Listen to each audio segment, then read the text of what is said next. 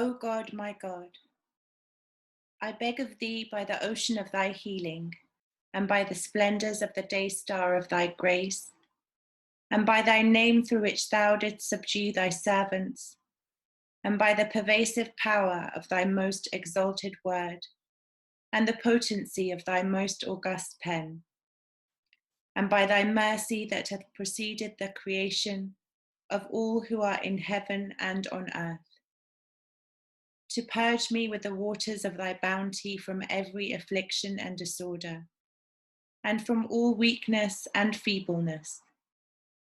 Thou seest, O my Lord, thy suppliant waiting at the door of thy bounty, and him who hath set his hopes on thee, clinging to the cord of thy generosity. Deny him not, I beseech thee, the things that he seeketh from the ocean of thy grace, and the day star of thy loving kindness. Powerful art thou to do what pleaseth thee. There is none other God save thee, the ever forgiving, the most generous. Baha'u'llah.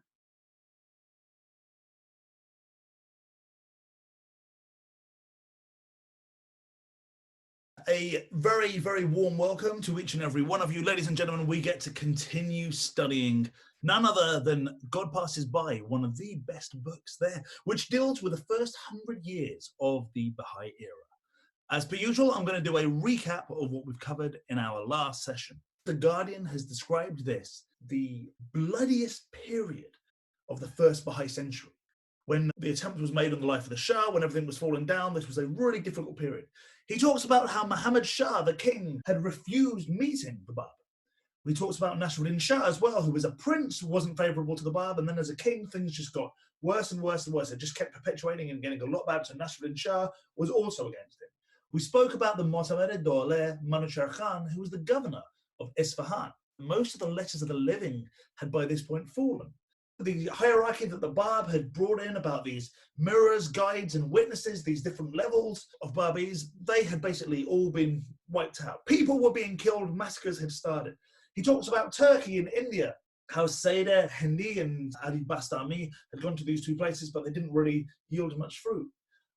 Mazindaran, Nayriz, and Yazd, people had gone in and killed a lot of the Babis. We know Zanjan as well, the same thing had happened. Crushing blows were dealt to the Babis, where the Babis, who did phenomenally well in defending themselves, eventually through trickery, which they knew was going to happen, end up being wiped out. We lost some of the most powerful people that we had. We lost Qaddus, Mullah Hussein, Vahid, Hojat. The list carries on. Then the 7 martyrs of Tehran, where we know we also lose the Bab's uncle there, and some remarkable characters. Baha'u'llah is then put in none other than the Siachal. Of course, when Baha'u'llah is in the Siachal, things take a twist. This is after the attack on the king, the attempt on his life. Mirza Yahya, who was supposedly a leader of the Babi community of sorts, he decides to dress up as a dervish and whirls his way through Mazindaran and completely runs away, terrified of what happens. The writings of the Bab, for large parts, were unclassified. They were poorly transcribed. Some of them were destroyed. They were confiscated. Some of them were ushered abroad. Haji Mirza Karim Khan, one of the antichrists of the Babi revelation, then starts his attacks. He starts trying to claim leadership. He starts trying to attack the Babis, bringing all sorts of pain and really inciting those people against the Babis. Some of the Babis, this was too difficult for. Some of them left, some of them apostatized. This attempt on the life of the Shah, this brought about the Babi Holocaust, which was horrific. Things were falling down. Baha'u'llah was in the Siachal. However, after this, Baha'u'llah arises. He is the revealed fruit. And it talks about his revelation that he received, how it surpasses the poignancy of Moses and the burning bush, of Zoroaster and the 7 visions, Jesus speaking to the dove, Prophet Muhammad, peace be upon him, and the angel Gabriel, the Bab and his vision of drinking the blood from the severed head of Imam Hussein. Passage from the Revelation of St. John talks about the 3 woes. The first one we believe to be Prophet Muhammad, peace be upon him, the second one to be His Holiness the Bab, and the third one, in quick succession as it says will come, is none other than Baha'u'llah.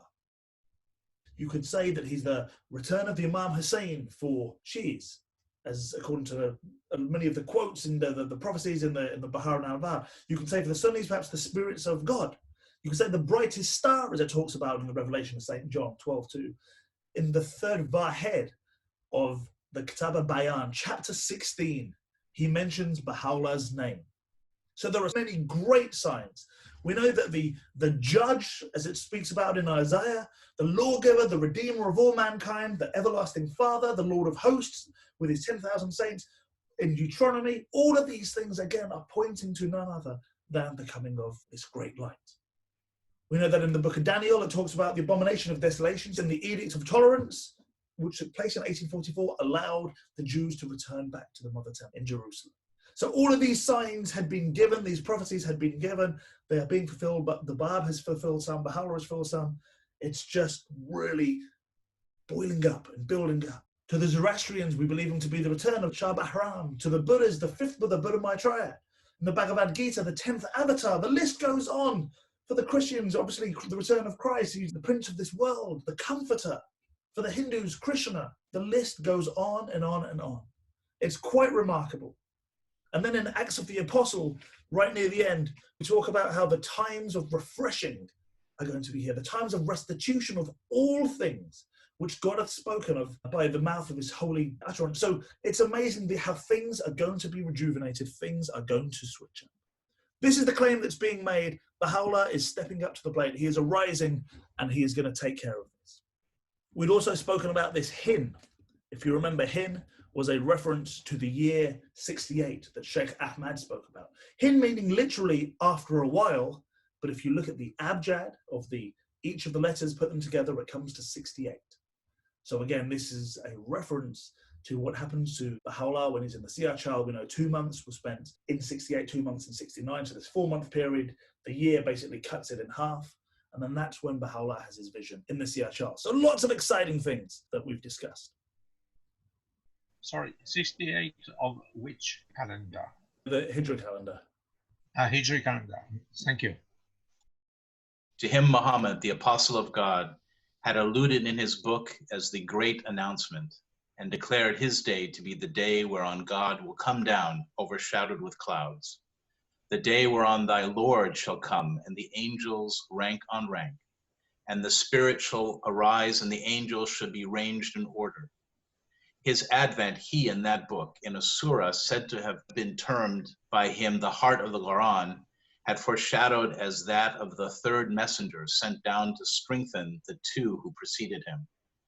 To his day, he in the pages of that same book had paid a glowing tribute, glorifying it as the great day, the last day, the day of God, the day of judgment, the day of reckoning, the day of mutual deceit, the day of severing, the day of sighing, the day of meeting, the day when the decree shall be accomplished, the day whereon the second trumpet blast shall be sounded, the day when mankind shall stand before the Lord of the world, and all shall come to him in humble guise, the day when thou shalt see the mountains, which thou thinkest so firm, pass away with the passing of a cloud, the day wherein account shall be taken, the approaching day when men's hearts shall rise up, choking them into their throats, the day when all that are in the heavens and all that are on the earth shall be terror-stricken, save him whom God pleaseth to deliver, the day whereon every suckling woman shall forsake her suckling babe, and every woman that hath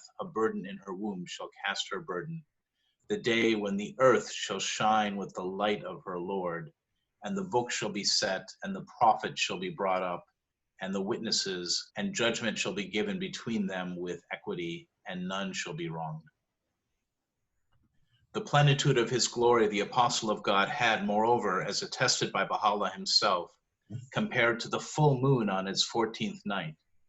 His station, the Imam Ali, the commander of the faithful, had, according to the same testimony, identified with him who conversed with Moses from the burning bush on Sinai. To the transcendent character of his mission, the Imam Hussein had, again, according to Baha'u'llah, borne witness as a revelation whose revealer will be he who revealed, the apostle of God himself. About him, Sheikh Ahmed Ahsai, the herald of the Babi dispensation, who had foreshadowed the strange happenings that would transpire between the years 60 and 69, and had categorically affirmed the inevitability of his revelation, had, as previously mentioned, written the following. the mystery of this cause must needs be made manifest, and the secret of this message must needs be divulged. I can say no more, I can appoint no time.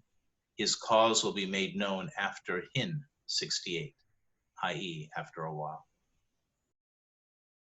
Sayyid Kazem Rashti, Sheikh Ahmad's disciple and successor, had likewise written, the Qa'im must needs be put to death. After he has been slain, the world will have attained the age of 18. In his Sharia Qazidiyya Lamiyah, he had even alluded to the name Baha. Furthermore, to his disciples, as his days drew to a close, he had significantly declared, verily I say, after the Qa'im, the Qayyum will be made manifest. For when the star of the former has set, the sun of the beauty of Hussein will rise and illuminate the whole world. Then will be unfolded in all its glory the mystery and the secrets spoken of by Sheikh Ahmad. To have attained unto that day of days is to have attained unto the crowning glory of past generations. And one goodly deed performed in that age is equal to the pious worship of countless centuries. Thank you very much, Nabil. Thank you. This is so rich, this text. It's mind-blowingly rich. So really we could spend weeks discussing a lot of the things, but I find it incredible that in 1944, during the Second World War, the Guardian, Shoghi Effendi, was there with his typewriter, had this knowledge, obviously, an incredible mind, well-versed in the Quran and in Christian scripture, has picked out so many of these prophecies that come around. So, for example, we see he's the great announcement, God will come down, overshadowed with clouds. All of these things are all taken from the Quran, and as Nabil was reading, you would have seen the little notes on the side. They all give the exact location of where these things are, which Khazaf Hanana Pasira, a scholar, has very kindly compiled and helped me with that. So it's quite amazing what the Prophet Muhammad, peace be upon him, what he has said. These are all things from the Quran. It then goes into some of the hadiths that it talks about, that Baha'u'llah himself actually verifies this hadith, that the Apostle of God, the glory that he'll have will be like the full moon on its 14th night. Now, as I'm sure you're aware, the moon goes through these different phases in which it's seen, and on the 14th day is when it's at its fullest, at its brightest. So there's some beautiful imagery that's put there, the Apostle obviously referring to Prophet Muhammad, peace be upon him. It then goes into Sheikh Ahmad, talking about what's going to happen between the years 60, 67, these things about the Bab's revelation that's unfolding. And he says, I can say no more, I can appoint no time. His cause will be known after Hin. Again, this Hin, 1268, making reference to what's going to happen in 1853. And of course, we know this is where Baha'u'llah gets his revelation. In the Siyah, he has this interaction with this maiden of God, which is so powerful and so moving.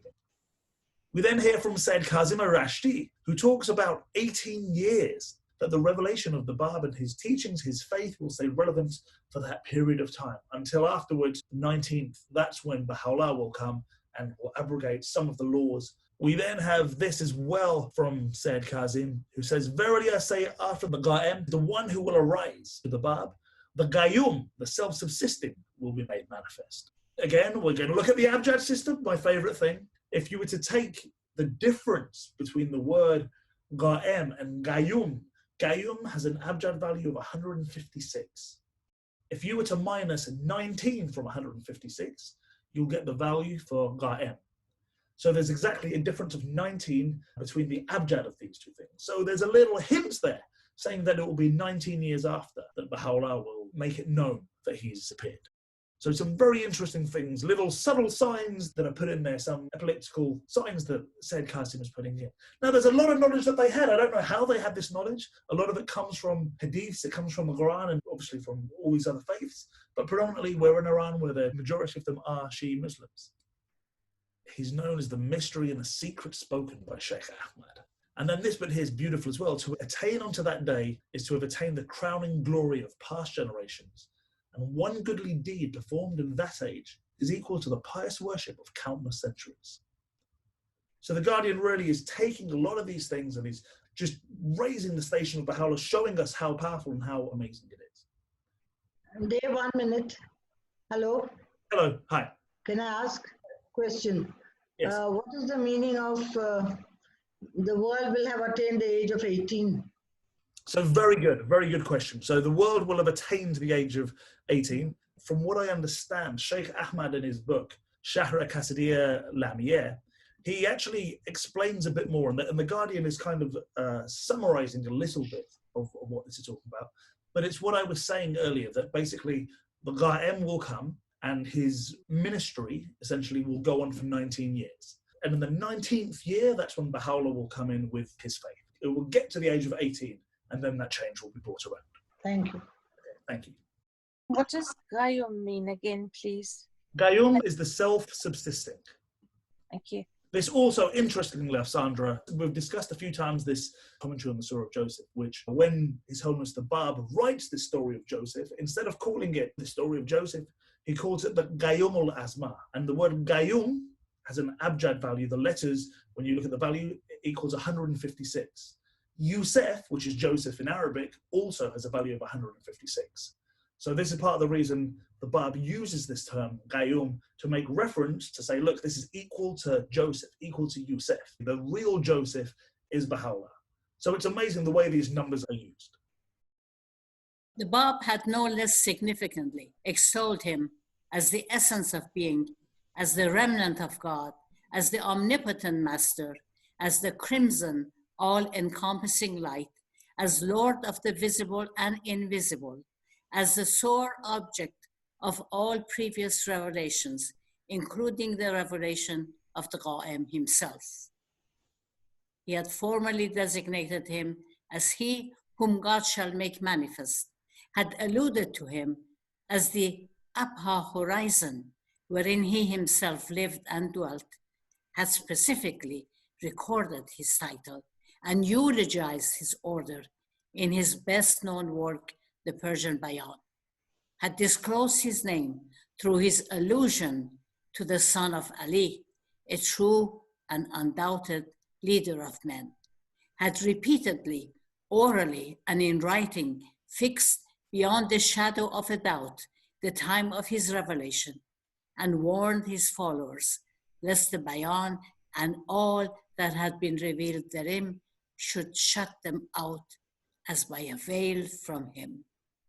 He had moreover declared that he was the first servant to believe in him, that he bore his allegiance before all things were created, that no allusion of his could allude unto him, that the dear-old germ that holdeth within itself the potentialities of the revelation that is to come is endowed with a potency superior to the combined forces of the whole of Bayan. He had moreover clearly asserted that he had covenanted with all created things concerning him whom God shall make manifest, ere the covenant concerning his own mission had been established. He had readily acknowledged that he was but a letter of that most mighty book, a dewdrop from that limitless ocean, that his revelation was only a leaf amongst the leaves of his paradise, that all that had been exalted in the Bayan was but a ring upon his own hand, and he himself a ring upon the hand of him whom God shall make manifest, who turneth it as he pleaseth, for whatsoever he pleaseth, and through whatsoever he pleaseth. He had unmistakably declared that he had sacrificed himself wholly for he, that he had consented to be cursed for his sake, and to have yearned for naught but martyrdom in the path of his love. Finally, he had unequivocally prophesied, today the Bayan is in the stage of seed, at the beginning of the manifestation of him whom God shall make manifest. Its ultimate perfection will become apparent. Ere 9 will have elapsed. From the inception of this cause, the realities of the created things will not be made manifest. All that as yet seen is but the stage from the moist germ until we clothed it with flesh. Be patient until thou beholdest a new creation. Say, blessed therefore be God, the most excellent of makers. Thank you so much, Mrs. Khaled. With pleasure, with Thank you pleasure. so much. Beautifully read, beautifully read. Right, so there's some things that we can look at over here. The Bab says, be aware lest the bayan becomes a veil. Now, how powerful is this, that he's bringing in his own revelation? He's teaching all the writings that he is, and he says, beware lest the bayan, this very thing, become the veil that makes you understand who Baha'u'llah is and accepts him. So beautiful. The Bab talks about being the first to believe in him. Somewhere else, the Bab, I think, says, if I tell you to not believe in him later on, don't listen to me even. It's on that level. It's really him whom God shall make manifest. This is such a love story between them. It's absolutely powerful. The love that's there between the Bab, the way he absolutely eulogizes the Bab, it's so beautiful. There are some things I'll point out. This where he refers to his allusion to the son of Ali. Now, what is this? Who is the son of Ali? Of course, this is making reference to Imam Ali. And Imam Ali had a couple of children, Hassan and Hussein. So the son of Ali is Imam Hussein. And Hussein is who? Mirza Hussein Ali. See, he's making this reference here. This is where he says he'll be the son of Ali, but he's not being on the nail with it. He's given these allusions that that's what he's talking about. He's making reference to the promised Hussein. If we look at this, the year-old germ that holdeth within itself the potentialities of the revelation that is to come is endowed with a potency superior to the combined forces of the whole of the bayan. The year-old germ, it's making reference to a baby. I think in the Arabic, the word germ is interchangeable with sperm. This baby in that day will understand more than the whole of the bayan. Such is the blessedness of the day, so much he's really exalting the station of Baha'u'llah. Such love there is there. And then he goes on to say that all that have been exalted in the bayan was but a ring on his own hand, and he himself a ring upon the hand of him whom God shall make manifest. So how beautiful is this? Everything that's in the bayan is like a ring on his finger. Now, the ring, quite often the rings were used as seals, as stamps and everything. And the person who owns the ring can decide what to do with the ring. He can control the ring. He can take it this way, take it that way, whatever he so wants. So the Babi is saying, I am the author of the bayan. I mean, God, it's coming through, obviously, but I am the author, and I've put the bayan there. The bayan is a ring on my finger, and I, who've done this, is a ring on Baha'u'llah's finger. Again, such powerful imagery that he's bringing forward. Raising, again, the level of Baha'u'llah. It's incredible. It's absolutely insane. Another thing that the Bab talks about, which isn't here, I think it says, if there's somebody who claims to be him whom God shall make manifest, do you know what the punishment is for that? What you should do to them? He says you should give them a pension. He says that you should look after them and actually should give them a pension, such as, it's not that you should chastise them and beat them. Again, I think even making that claim is such a lofty thing to be. It's like, don't harm them. Obviously, don't believe them if you don't believe they are him whom God shall make manifest. But again, such beauty. Sayyid Ali Muhammad in love with his holiness, Baha'u'llah. So beautiful. We know that there's this bit where His Holiness the Bab was traveling from Shiraz, heading up to Tehran to meet the king. He gets to a village called Kiraragerd, and while he's there, he disappears one morning, and he goes in the direction of Tehran, and people are looking for him. Muhammad Bega Chaparchi, the head of the military who was in charge, wasn't worried. He said, the Bab won't embarrass us. It's okay. He'll definitely come back. We know that he's coming back from here. Now, some people have said maybe he met Baha'u'llah there, but we know that Abdul Baha has stated that they've never met in person. But then there's a tablet from Baha'u'llah saying that they did meet. I don't necessarily think it's a physical meeting. I mean, they're in another realm. It's this other world of this meeting that they have. But the love story, something that Nabil, our Nabil, who's right here, that there's a letter from the Bab to Baha'u'llah that says this is a letter from God to God, which is just awesome. I just find that really beautiful. Anyway, carrying on. You don't want to hear my voice just talking and talking. It talks about, and this was a quote, today the bayan is in the stage of seed, and then etc. It says, ere 9 will have elapsed from the inception of this cause. The realities of the created things will not be made manifest. So he's saying before 9. So the number there is 9 rather than 19. But before we talked about 18, and after 18 in the 19th year, Baha'u'llah declared.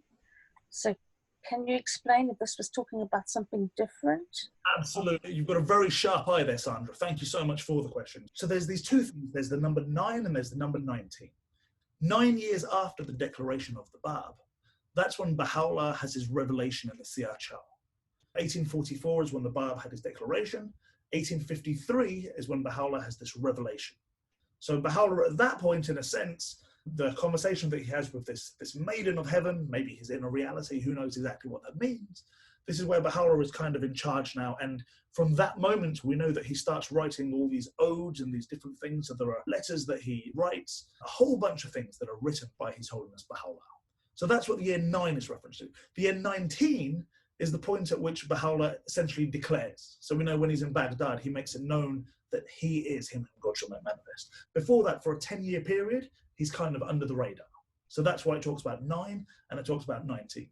And in fact, this Sandra also confused a lot of people at the time who were very much scholars and erudite. Some of the people thought they saw the 9 and they assumed that that's when His Holiness Baha'u'llah would be made manifest.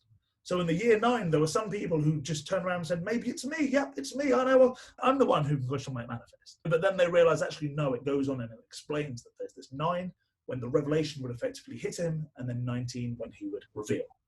In fact, the author of the Dawnbreakers, Nabil, he's one of those people who claim to be him whom God shall make manifest. And he said, actually, because Nasruddin Shah was responsible for the death of the Holiness of the Bab, he said, I promise you that Nasruddin Shah is going to be dead in 3 days.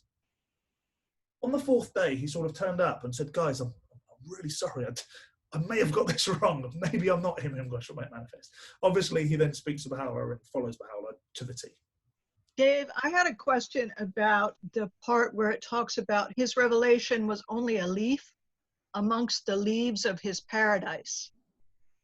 So my question is about this symbology of a leaf. We know it's also connected with the women in the Holy Family. Does anybody have any more insight as to its significance as a symbol, the leaves? This whole thing is talking about a tree. Remember these roots and this whole tree, and there's this imagery that's given that we have the branches, the most great branch. We have all of these things. I think Abdul Baha says who he sits under the shadow of the bough, talking about Shoghi Effendi. There's so many references made to leaves, trees, and the rest of it. And I think it's just this imagery that he's talking about there. I don't know if anyone... Sort of the tree of life imagery? Of the manifestations, these branches that stem out from the tree. Abdul Baha, the most great branch, for example. And then you have, as you've quite rightly said, you said the leaves that we have. So I think it's this extension of this tree of holiness, from my understanding. I have a question. Yes, Patrick. Why a leaf and not a fruit? I think the fruits might be the teachings, and the leaf and the rest of the tree is the body that brings about this whole order. So the fruit, I guess, are the teachings, right? I think he's trying to show that the leaf is connected to the tree, and then once the leaf is separated from the tree, it has no life. It withers. Oh. Whereas a fruit, you take a fruit off a tree, it still has its own life. So I think what maybe he's trying to demonstrate here is that the Bab is intimately connected to Baha'u'llah and is sustained by Baha'u'llah. So I think maybe that dependency relationship is what he's trying to show. That and later on, he also says that it's better for you to just peruse one verse of him whom God shall make manifest than for you to read the entire bayan. Today, the bayan is at the stage of a seed. At the beginning of the manifestation, him whom God shall make manifest, its ultimate perfection will become apparent. So again, whilst this is a faith that's being brought in, His Holiness the Bab's bringing his faith, the point or a huge part of it is really to turn to Baha'u'llah to get to that attainment. He around whom the point of the bayan, Bab, hath revolved is come, is Baha'u'llah's confirmatory testimony in the inconceivable greatness and preeminent character of his own revelation. If all who are in heaven and on earth, he moreover affirms, be invested in this day with the powers and attributes destined for the letters of the bayan, whose station is 10,000 times more glorious than that of the letters of the Quranic dispensation. And if they one and all should, swift as the twinkling of an eye, hesitate to recognize my revelation, they shall be accounted, in the sight of God, of those that have gone astray, and regarded as letters of negation. Powerful is he, the King of divine might, He, alluding to himself in the Kitab Yagan, asserts, to extinguish with one letter of his wondrous words the breath of life in the whole of the Bayan and the people thereof, and with one letter bestow upon them a new and everlasting life, and cause them to arise and speed out of the sepulchres of their vain and selfish desires. This, he furthermore declares, is the King of days, the day of God himself, the day which shall never be followed by night, the springtime which autumn shall never overtake, the eye to past ages and centuries, for which the soul of every prophet of God, of every divine messenger, hath thirsted, for which all the diverse kindreds of the earth have yearned, through which God hath proved the hearts of the entire company of his messengers and prophets, and beyond them those that stand guard over his sacred and inviolable sanctuary, the inmates of the celestial pavilion and dwellers of the tabernacle of glory. In this most mighty revelation, he moreover states, all the dispensations of the past have attained their highest, their final consummation. And again, none among the manifestations of old, except to a prescribed degree, have ever completely apprehended the nature of this revelation. Referring to his own station, he declares, but for him no divine messenger would have been invested with the robe of prophethood, nor would any of the sacred scriptures have been revealed. And last but not least is Abdul-Baha's own tribute to the transcendent character of the revelation identified with his father. Centuries, nay ages must pass away, ere the day star of truth shineth again in its midsummer splendour, or appeareth once more in the radiance of its vernal glory. The mere contemplation of the dispensation inaugurated by the Blessed Beauty, he furthermore affirms, would have sufficed to overwhelm the saints of bygone ages, saints who long to partake for one moment of its great glory. Concerning the manifestations that will come down in the future, in the shadows of the clouds, know verily is his significant statement that in so far as their revelation to the source of their inspiration is concerned, they are under the shadow of the ancient beauty. In their relation, however, to the age in which they appear, each and every one of them doeth whatsoever he willeth.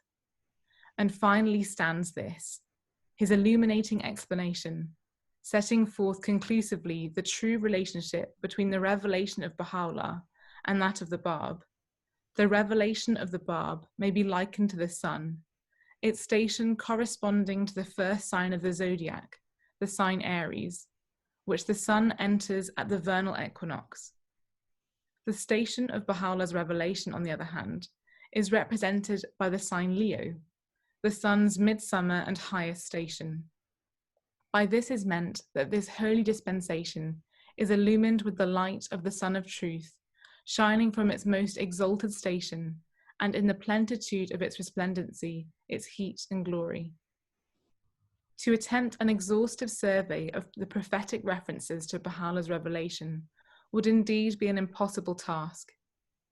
To this the pen of Baha'u'llah himself bears witness. All the divine books and scriptures have predicted and announced unto men the advent of the most great revelation. None can adequately recount the verses recorded in the books of former ages, which forecast this supreme bounty, this most mighty bestowal. So a couple of things to look at. He moreover affirms, be invested in this day with the power and attributes destined for the letters of the Bayan, whose station is 10,000 times more glorious than that of the letters of the Quranic dispensation. Now, this here isn't by any stretch of the imagination saying that the letters in this dispensation are 10,000 times more glorious than that of the old, because they're one and the same, essentially. Whether you're looking at the Imams of Shia Islam or the letters of the living, they're in essence the same. There is no difference. What the Bab is doing is he's using the power of hyperbole. He's trying to exalt and just absolutely say how great this day is. It's not a slight on Islam in any way, shape or form. It's just trying to say that this is glorious. How immeasurably glorious is this? And we know that the return of the Imam Hussein or the coming of Isa, as the Sunnis we talk about, this is something that is glorious this day, that things are now changing. We discussed previously these 27 letters of knowledge. Only 2 of them had come. And then when His Holiness the Bab comes, this is when we have these 25 letters of knowledge which come in. And then all of a sudden, the combination of letters you can have is basically infinitely more knowledge, things that are coming in. Not that previous revelations couldn't put them out. Of course they could, but it's for humanity to be ready. This is the day which shall never be followed by night. In reference to, obviously, after Baha'u'llah, Abdul Baha would be in charge, who would be the center of the covenant, and then this covenant would carry on with the supreme governing body of the Baha'is, the Universal House of Justice. So there will be this link, and that's what that's a reference to. But for him, no divine messenger would have been invested with the robe of prophethood. So given the robe of prophethood, nor would any of the sacred scriptures have been revealed. So we're saying that all the previous dispensations that have come through, the reason they've come through, obviously to teach humanity and give them incredible messages so that they would grow and learn and they would reach this understanding. But as far as the prophethood side goes, they come to prophesy none other than Baha'u'llah. This is what Baha'u'llah is saying. It says here about the saints being overwhelmed. If they were to contemplate, if they were to really think about the greatness of this dispensation and understand what's happened in the revelation, they would be absolutely blown away. They'd be overwhelmed with the majesty and the power of it. The mere contemplation of this dispensation inaugurated by the blessed beauty would have sufficed to overwhelm the saints of bygone ages. Such is the glory, and this is what the Guardian is trying to get across. The shining resplendent light is so bright. Could you explain a bit more the letter of negation? Yeah, letters of negation. From what I understand, it's saying that those people who would hesitate to recognize the revelation, you have the letters of living, so the ones who sort of take the truth, who understand it, address it and share it. The people who go against that are the letters of negation, taking away from it. Negation meaning the contradiction or denial of something. So it's those people who don't accept the message are the letters of negation. I'd like to say something. Yeah. You know, Abdul Baha said that the Baha'is of today have more power than the apostle of Christ. And I think this is something that the Baha'is, they really don't know, the power that they have. In conclusion of this theme, I feel it should be stated that the revelation identified with Baha'u'llah abrogates unconditionally all the dispensations gone before it, upholds uncompromisingly the eternal verities they enshrine, recognizes firmly and absolutely the divine origin of their authors, preserves inviolate the sanctity of their authentic scriptures, disclaims any intention of lowering the status of their founders or of abating the spiritual ideals they inculcate, clarifies and correlates their functions, reaffirms their common, their unchangeable and fundamental purpose, reconciles their seemingly divergent claims and doctrines, readily and gratefully recognizes their respective contributions to the gradual unfoldment of one divine revelation, unhesitatingly acknowledges itself to be but one link in the chain of continually progressive revelations, supplements their teachings with such laws and ordinances as conform to the imperative needs, and are dictated by the growing receptivity of a fast evolving and constantly changing society, and proclaims its readiness and ability to fuse and incorporate the contending sects and factions into which they have fallen into a universal fellowship, functioning within the framework and in accordance with the precept of a divinely conceived, a world unifying, a world redeeming order. A revelation hailed as the promise and crowning glory of past ages and centuries, as the consummation of all the dispensations within the Adamic cycle, inaugurating an era of at least 1,000 years duration, and a cycle destined to last no less than 5,000 centuries, signalizing the end of the prophetic era and the beginning of the era of fulfillment, unsurpassed alike in the duration of its author's ministry and the fecundity and splendor of his mission. Such a revelation was, as already noted, born amidst the darkness of a subterranean dungeon in Tehran, an abominable pit that had once served as a reservoir of water for one of the public baths of the city. Wrapped in its Stygian gloom, breathing its fetid air, numbed by its humid and icy atmosphere, his feet in stocks, his neck weighed down by a mighty chain, surrounded by criminals and miscreants of the worst order, oppressed by the consciousness of the terrible blot that had stained the fair name of his beloved faith, painfully aware of the dire distress that had overtaken its champions, and of the grave dangers that faced the remnant of its followers at so critical an hour and under such appalling circumstances, the most great spirit, as designated by himself, and symbolized in the Zoroastrian, the Mosaic, the Christian, and Mohammedan dispensations by the sacred fire, the burning bush, the dove, and the angel Gabriel, respectively, descended upon and revealed itself, personated by a maiden, to the agonized soul of Baha'u'llah. One night in a dream, he himself, calling to mind in the evening of his life the first stirrings of God's revelation within his soul, has written, these exalted words were heard on every side. Verily, we shall render thee victorious by thyself and by thy pen. Grieve thou not for that which hath befallen thee, neither be thou afraid, for thou art in safety. Ere long will God raise up the treasures of the earth, men who will aid thee through thyself and through thy name, wherewith God hath revived the hearts of such as have recognized him. In another passage, he describes, briefly and graphically, the impact of the onrushing force of the divine summons upon his entire being, an experience vividly recalling the vision of God that caused Moses to fall in a swoon, and the voice of Gabriel, which plunged Muhammad into such consternation that, hurrying to the shelter of his home, he bade his wife Khadijah envelop him in his mantle. During the days I lay in the prison of Tehran are his own memorable words, though the galling weight of the chains and the stench-filled air allowed me but little sleep. Still, in those infrequent moments of slumber, I felt as if something flowed from the crown of my head over my breast, even as a mighty torrent that precipitateth itself upon the earth from the summit of a lofty mountain. Every limb of my body would, as a result, be set afire. At such moments my tongue recited what no man could bear to hear. The Guardian is now bringing a conclusion, and he's trying to talk about the revelation of Baha'u'llah. And he says the revelation of Baha'u'llah abrogates unconditionally all the dispensations gone before it, upholds uncompromisingly the eternal verities they enshrine, recognizes firmly and absolutely the divine origin of their authors, provides inviolate the sanctuary of their authentic scriptures. It's not saying that it abrogates all the dispensations in their wholeness, but it's talking about some of the laws that were brought in. So there were certain laws in certain times that were brought down, and it's essentially talking about this thing of revelation. And what is revelation? Revelation is common. There's this common revelation that goes between them. It's connected. It's this progression. And Baha'u'llah even goes on to say that this revelation is one link in a chain of continual progressive revelation. So this is all part of one thing.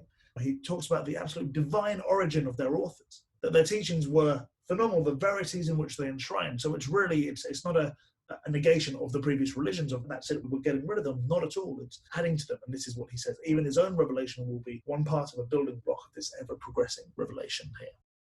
It's going to last a minimum of 1,000 years. We know that Abdul-Baha in some tablets says that it'll be 5,000 years, 10,000 years. One talk in Egypt, Abdul-Baha says it might be 15,000 years until we see the next coming of the next manifestation. Who knows? I guess it depends how busy we get. The splendor of his mission, the revelation is noted, it was born in darkness of a subterranean dungeon in Tehran. So it's talking about how this revelation that came to His Holiness Baha'u'llah came when he was in the Siyar, when he was there in big chains, held down with 150 other thieves and highwaymen, these horrible conditions, these pests, this dark, you go down 3 flights of stairs. He was poisoned, remember, Baha'u'llah, when he was there? And then this is where he has this vision. He says, one night in a dream. Now, was it literally a dream, or is Baha'u'llah using metaphorical language, as in it was veiled from us? These things usually happen at night in darkness. Who knows what it really means? Exalted words were heard on every side. Verily, we shall render thee victorious by thyself and by thy pen. Grieve not for what has befallen thee. And it's interesting, I wonder, and I just put this forward, this conversation that Baha'u'llah is having with this maiden, which is arguably his inner reality, actually. It's his inner reality speaking to him. Who knows? But these words actually can be very poignant for us as well. I think if you have faith, if you're on that path, maybe there's all these things that stand up for us, that you will be okay. Every limb of his body as a result will be set afire. At such moment, my tongue recited what no man could bear to hear. So it's amazing, this torrent that comes over his head, his breast, and is a very powerful thing that he's describing. In his Suratul Haikal, the Surah of the Temple, he thus describes those breathless moments when the maiden, symbolizing the most great spirit, proclaimed his mission to the entire creation. While engulfed in tribulations, I heard a most wondrous, a most sweet voice calling above my head. Turning my face, I beheld a maiden, the embodiment of the remembrance of the name of my Lord, suspended in the air before me. So rejoiced was she in her very soul that her countenance shone with the ornament of the good pleasure of God, and her cheeks glowed with the brightness of the All-Merciful. Betwixt earth and heaven, she was raising a call which captivated the hearts and minds of men. She was imparting to both my inward and outer being tidings which rejoiced my soul and the soul of God's honored servants. Pointing with her finger unto my head, she addressed all who are in heaven and all who are on earth, saying, By God, this is the best beloved of the worlds, and yet ye comprehend not. This is the beauty of God amongst you and the power of his sovereignty within you, could ye but understand. This is the mystery of God and his treasure, the cause of God, and his glory unto all who are in the kingdoms of revelation and of creation, if ye be of them that perceive. In his epistle to Nasruddin Shah, his royal adversary, revealed at the height of the proclamation of his message, occur these passages which shed further light on the divine origin of his mission. O king, I was but a man like others, asleep on my couch, when lo, the breezes of the All-Glorious were wafted over me and taught me the knowledge of all that hath been. This thing is not from me, but from one who is almighty and all-knowing. And he bade me lift up my voice between earth and heaven, and for this there befell me what hath caused the tears of every man of understanding to flow. This is but a leaf which the winds of the will of thy Lord, the Almighty, the All-Praised, have stirred. His all-compelling summons hath reached me and caused me to speak his praise amidst all people. I was indeed as one dead when his behest was uttered. The hand of the will of thy Lord, the compassionate, the merciful, transformed me. By my life, he asserts in another tablet, not of my own volition have I revealed myself, but God, of his own choosing, hath manifested me. And again, whenever I chose to hold my peace and be still, lo, the voice of the Holy Spirit, standing on my right hand, aroused me, and the most great Spirit appeared before my face, and Gabriel overshadowed me, and the Spirit of glory stirred within my bosom, bidding me arise and break my silence. Such were the circumstances in which the Sun of Truth arose in the city of Tehran, a city which by reason of so rare a privilege conferred upon it had been glorified by the Bab as a holy land, and surnamed by Baha'u'llah the mother of the world, the dayspring of light, the dawning place of the signs of the Lord, the source of the joy of all mankind. The first dawnings of that light of peerless splendor had, as already described, broken in the city of Shiraz. The rim of that orb had now appeared above the horizon of the Siyah-Chal of Tehran. Its rays were to burst forth a decade later in Baghdad, piercing the clouds which immediately after its rise in those somber surroundings obscured its splendor. It was destined to mount to its zenith in the faraway city of Adrianople and ultimately to set in the immediate vicinity of the fortress town of Akka. The process whereby the effulgence of so dazzling a revelation was unfolded to the eyes of men was of necessity slow and gradual. The first intimation which its bearer received did not synchronize with, nor was it followed immediately by a disclosure of its character to either his own companions or his kindred. A period of no less than 10 years had to elapse ere its far-reaching implications could be directly divulged, even those who had been intimately associated with him. A period of great spiritual ferment, during which the recipient of so weighty a message restlessly anticipated the hour at which he could unburden his heavily laden soul, so replete with the potent energies released by God's nascent revelation. All he did in the course of this preordained interval was to hint, in veiled and allegorical language, in epistles, commentaries, prayers, and treaties, which he had moved to reveal that the Bab's promise had already been fulfilled, and that he himself was the one who had been chosen to redeem it. A few of his fellow disciples, distinguished by their sagacity and their personal attachment and devotion to him, perceived the radiance of the as yet unrevealed glory that had flooded his soul and would have, but for his restraining influence, divulged his secret and proclaimed it far and wide. We understand that this revelation is taking place. We understand that this maiden has come and has spoken to him and given him this revelation. He then writes in his Siratul Haykal, this beautiful, beautiful, picturesque thing, while engulfed in tribulation, I heard the most wondrous, most sweet voice calling above my head. Turning above my face, I beheld a maiden, the embodiment of the remembrance of the name of my Lord, suspended in the air before me. And she was so rejoiced, she ends up pointing to Baha'u'llah with his head saying, by God, this is the best beloved of the world, and ye yet comprehend not. So it's this interesting thing, that this kind of play that he's given us as to what's happening.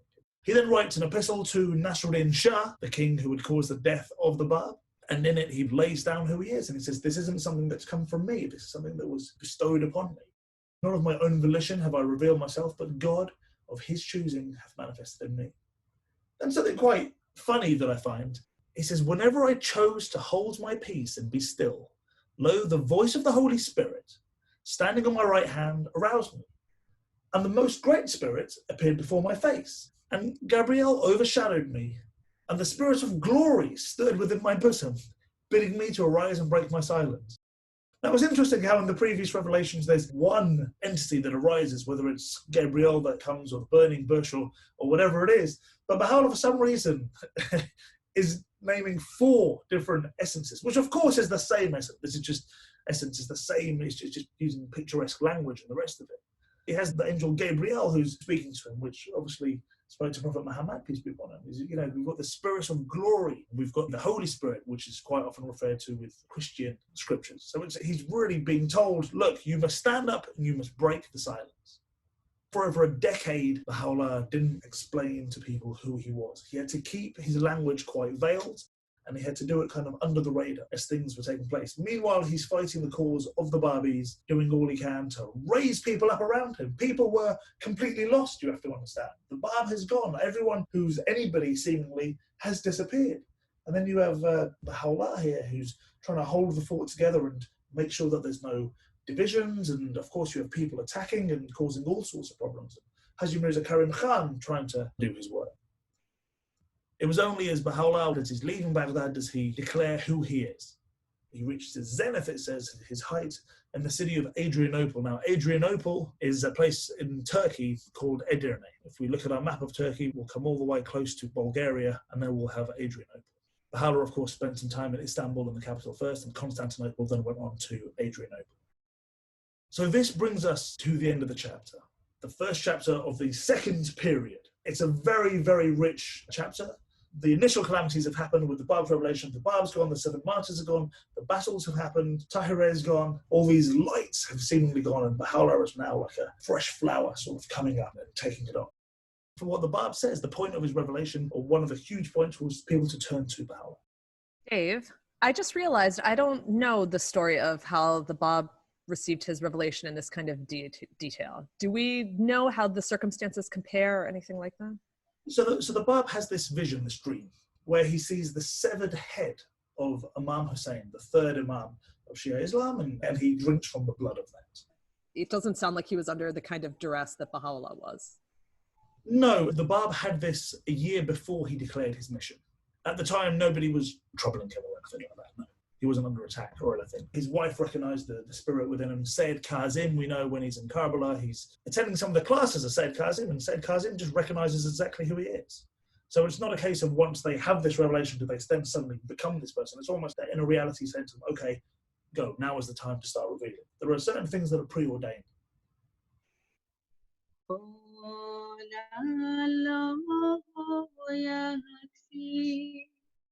عن كل شيء قل الله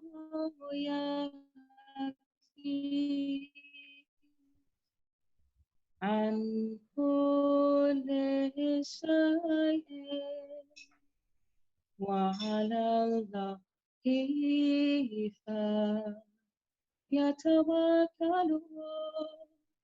متوكلون يتوكلون متوكلون